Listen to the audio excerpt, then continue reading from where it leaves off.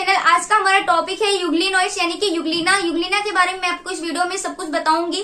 Video को बिल्कुल भी स्किप नहीं करना है, पूरा वॉच करना है, क्योंकि मैं भी आपको इस वीडियो में कुछ भी एक्स्ट्रा नहीं बताती हूँ एंड लॉन्ग नोट नहीं बनाती हूँ। शॉर्ट नोट के अंदर आपको जितने भी उस टॉपिक से रिलेटेड इंपॉर्टेंट पॉइंट है सबके सब कवर करने की कोशिश करती हूँ। तो वीडियो को पूरा वॉच किया करें। एंड उससे पहले अगर आप मेरे चैनल पर हैं तो प्लीज चैनल को सब्सक्राइब करें। तो आइए समझते हैं कि आखिर क्या होते हैं यूग्लिनोइड्स यानी कि यूग्लिना क्या होते हैं। तो गाइस यूग्लिना जो है एक प्रकार के यूग्लिनोइड्स होते हैं। यूग्लिनोइड्स का मेरा मतलब है यहाँ पर कि जब आप प्रोटिस्टा जगत पढ़ते हैं, अगर आपने पढ़ा होगा तो आपको पता होगा कि जब हम प्रोटिस्टा जगत पढ़ते हैं तो वहां पर प्रोटिस्टा जगत का क्या करते हैं, क्लासिफाई करते हैं, उसका वर्गीकरण करते हैं, राइट। तो जब वहां पर वर्गीकरण किया जाता है प्रोटिस्टा जगत को, तो जितने भी स्वपोषी प्रोटिस्ट होते हैं उनको अलग रखा जाता है एंड जितनी परपोषी प्रोटिस्ट होते हैं उनको अलग रखा जाता है।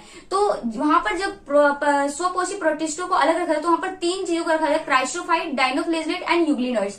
क्राइसोफाइट हम पढ़ चुके हैं, डायनोफ्लेजलेट पढ़ चुके हैं, हम क्या पढ़ रहे हैं, तीसरा पढ़ रहे हैं यूग्लिनोइड्स। ठीक है, यूग्लिनोइड्स के अंदर क्या आता है, यूग्लिना आता है। ये एक प्रकार का स्वपोषी प्रोटिस्ट है। ठीक है, तो आपको ये बात ध्यान पता होना चाहिए। ठीक है, साथ ही यह एकल कोशिकीय जीव है। यस, प्रोटिस्टा जगत के जो जीव होते हैं कैसे होते हैं, एकल कोशिकीय होते हैं। तो ये कैसा जीव है, एकल कोशिकीय जीव है, राइट। नेक्स्ट है आपका नेक्स्ट पॉइंट है, यह लवणीय तथा अलवणीय जल में मिलते हैं। देखिए यहाँ पर लवणीय तथा अलवणीय जल से मेरा मतलब है कि यह लवणीय जल में तो मिलते ही मिलते हैं और साथ में अलवणीय जल यानी कि स्वच्छ जल में भी मिलते हैं। ज्यादातर कैसे मिलते हैं, स्वच्छ जल में मिलते हैं। ओके, अब नेक्स्ट पॉइंट है आपका कि इनमें कोशिका भित्ति नहीं पाई जाती। यस, इनमें जो यूग्लिना होते हैं इनमें कोशिका भित्ति यानी कि सेल वॉल जो होता है वो नहीं पाया जाता है। ओके, नेक्स्ट पॉइंट है आपका कि जब इनमें कोशिका भित्ति नहीं पाई जाती है तो क्या पाई जाती है। देखिए, इनमें प्रोटीन का बना एक आवरण होता है। इनमें कोशिका भित्ति तो नहीं होती है बट इनमें प्रोटीन का बना एक आवरण होता है जिसको क्या बोलते हैं, पेलिकल बोलते हैं। ठीक है, इस बात को आप याद रखना, क्या बोलते हैं, इसे पेलिकल बोलते हैं।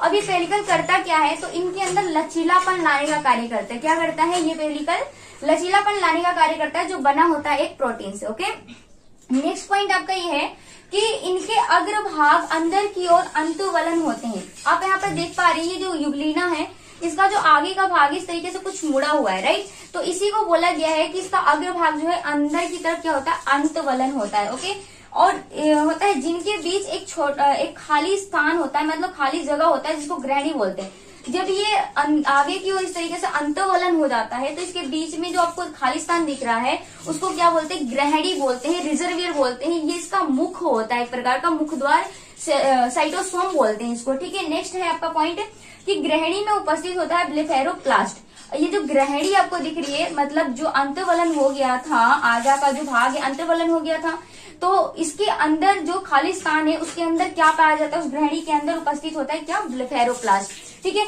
अब ये ब्लेफेरोप्लास्ट से क्या निकली होती है, इस ब्लेफेरोप्लास्ट से निकली होती है दो कसाभिका निकली होती है, फ्लैजिला निकले होते हैं। एक छोटी, ठीक है, एक छोटी फ्लैजिला यानी कि एक छोटी कसाभिका और एक बड़ी कसाभिका निकली होती है। इस तरीके से आप देख पा रहे हैं बड़ी वाली कसाभिका क्या करती है, गति में इसको मदद करती है। ठीक है, गति करने में क्या करती है, इसको मदद करती है। ठीक है, नेक्स्ट पॉइंट है आपका ये जो ग्रहणी आपको दिख रही है ना, ग्रहणी जिस तरीके से मुड़ी, इस ग्रहणी के दोनों साइड, ठीक है, दोनों तरफ क्या स्टिग्मा होता है जिसको आई स्पॉट या प्रकाश दृश्यक बिंदु भी बोलते हैं। आप देख पा रहे हैं रेड कलर की दोनों साइड इसके आंखों की तरह जो दो बिंदु दिख रहे हैं इसको प्रकाश दृश्यक बिंदु बोलते हैं, या आप इसको स्टिग्मा बोल सकते हैं, या आप इसको आई स्पॉट भी बोला जाता है। ठीक है, तो ये पाई जाती हैं ग्रहणी के दोनों साइड। अब इनका काम क्या होता है ये देख लेते हैं। भाई जो स्टिग्मा होता है, आईस्पॉट होता है ना, इसका काम क्या होता है, तो ये प्रकाश की संवेदनाओं को ग्रहण करने का कार्य करता है। देखिए ये क्या करता है, जो आईस्पॉट है जिसको हम प्रकाश दर्शक बिंदु बोल रहे हैं, अब इसका नाम ही प्रकाश दर्शक बिंदु है। ये क्या करता है, जिधर से भी उसको प्रकाश मिलता है उस प्रकाश की संवेदनाओं को फील करता है, ठीक है, महसूस करता है, उसको ग्रहण करता है, जिससे कि ये क्या कर सके, प्रकाश संश्लेषण कर सके। ठीक है, नेक्स्ट पॉइंट है आपका, अगर आपके इनमें पोषण की मैं बात करूं तो ये जो हमारी यूग्लिना है इसके अंदर मिश्रित पोषण पाया जाता है। मिश्रित पोषण से मेरा यहाँ पर तात्पर्य है कि इनमें स्वपोषी और परपोषी दोनों होते हैं। अब आप कहेंगे कि यूग्लिना जीव तो एक ही है, ये स्वपोषी भी हो सकते हैं, परपोषी भी हो सकते हैं, ऐसे कैसे। यस, ये स्वपोषी भी होते हैं और परपोषी भी होते हैं, बट ये दिन में तो स्वपोषी होते हैं, ठीक है, बट रात में ये परपोषी होते हैं। यस, दिन में ये स्वपोषी होते हैं, दिन में ये प्रकाश संश्लेषण करते हैं एंड रात में जो है ये परपोषी हो जाते हैं। परपोषी में भी कैसा परपोषी होती है, परभक्षी हो जाते हैं।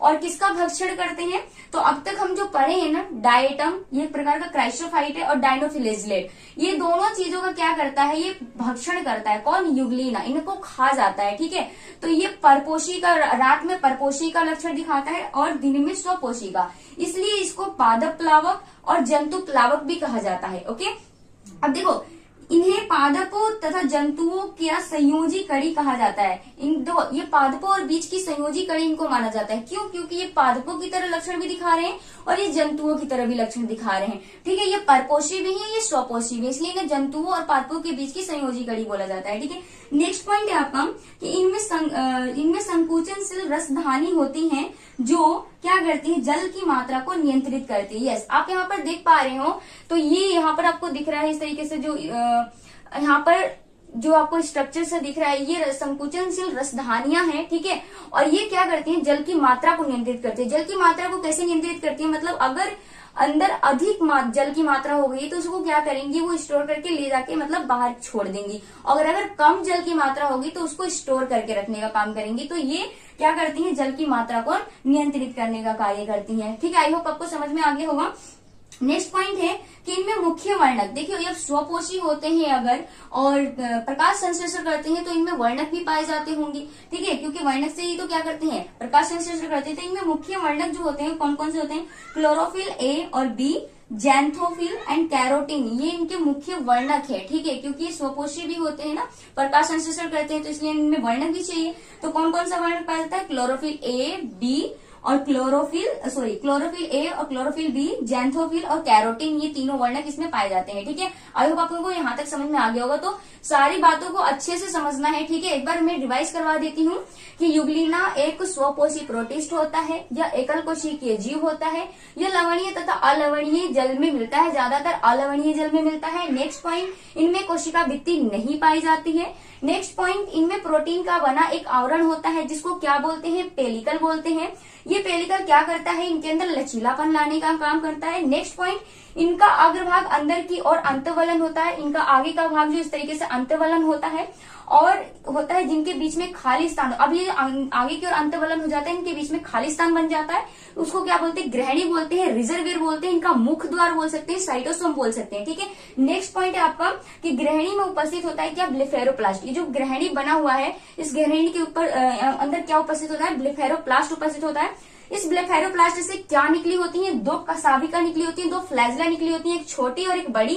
ठीक है, बड़ी फ्लैजिला आप देख सकते हैं यहाँ पर, ये क्या करती है, गति में मदद करती है, इसको गति करने के लिए मदद करती है। ठीक है, नेक्स्ट पॉइंट है, इनमें दोनों तरफ, ग्रहणी के दोनों तरफ, ये जो ग्रहणी है, ग्रहणी के दोनों साइड आंख नुमा जो संरचना आपको दिख रही है दो, इनको हम स्टिग्मा या आईस्पॉट या प्रकाश दर्शक बिंदु बोलते हैं, जो इनमें पाई जाती हैं। दो ग्रहणी के दोनों साइड दो आईस्पॉट होती हैं, स्टिग्मा होती हैं। इनका काम क्या होता है, ये क्या करती हैं, प्रकाश की संवेदनाओं को ग्रहण करती हैं, फील करती हैं प्रकाश की संवेदनाओं किधर से आ रही हैं, एंड जिससे कि वो प्रकाश संश्लेषण कर सके। ठीक है, नेक्स्ट पॉइंट, इनमें पोषण की बात करें तो इसमें मिश्रित पोषण पाया जाता है, क्योंकि ये स्वपोषी भी होते हैं और परपोषी भी होते हैं। दिन में ये स्वपोषी होते हैं, रात में ये परपोषी होते हैं।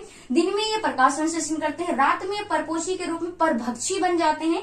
एंड परभक्षी में किसका भक्षण करते हैं, तो क्राइस्टोफाइट्स जो है कि डायटम जो एक प्रकार का क्राइस्टोफाइट है, और डायनोफ्लेजिलेट, और इन दोनों का क्या करते हैं, ये भक्षण करता है। ठीक है, इनको खा जाता है। नेक्स्ट पॉइंट था इन्हें पादपों और जंतुओं के बीच की संयोजी कड़ी बोला जाता है। क्यों, क्योंकि ये पादप प्लावक और जंतु प्लावक होते हैं, पादपों की तरह लक्षण दिखाते हैं, जंतुओं की तरह लक्षण दिखाते हैं, इसलिए इनको क्या बोलते हैं, पादपों और जंतुओं के बीच की संयोजी कड़ी बोला जाता है। नेक्स्ट पॉइंट है आपका, इनमें संकुचनशील रसधानियां होती हैं जो जल की मात्रा को नियंत्रित करती हैं। इनमें संकुचनशील रसधानियां पाई जाती हैं जो क्या करती हैं, जल की मात्रा को नियंत्रित करने का कार्य करती हैं। अधिक जल होगा तो उसको बाहर निकालने का, और कम जल होगा तो उसको स्टोर करके रखने का काम करती हैं। नेक्स्ट पॉइंट है कि कहीं ना कहीं जब ये प्रकाश संश्लेषण करते हैं तो इनमें मुख्य वर्णक भी पाए जाते हैं। इनमें जो मुख्य वर्णक पाए जाते हैं कौन कौन से होते हैं, chlorophyll a, chlorophyll b, xanthophyll and carotene, ये तीन वर्णक इनमें पाए जाते हैं। तो आई होप आपको ये सारे पॉइंट क्लियर हो गए होंगे। अगर वीडियो अच्छी लगी तो प्लीज वीडियो को एक लाइक किया करें, बहुत मेहनत लगती है वीडियो बनाने में। Thank you for watching.